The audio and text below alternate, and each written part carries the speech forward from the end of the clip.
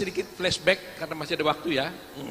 Flashback sedikit karena saya melihat panitia membuat dan berani membuat lambang Tugu Raja Hasibuan di acara ini.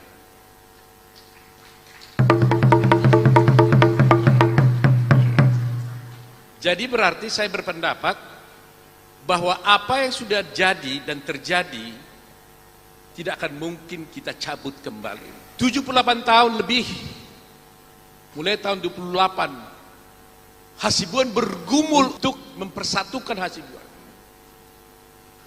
70 tahun lebih sebelum tahun 2001, kita terombang-ambing tentang pendapat di manakah sebenarnya asal Raja Hasibuan itu. Dan bagaimana silsilah-silsilahnya. 70 tahun lebih.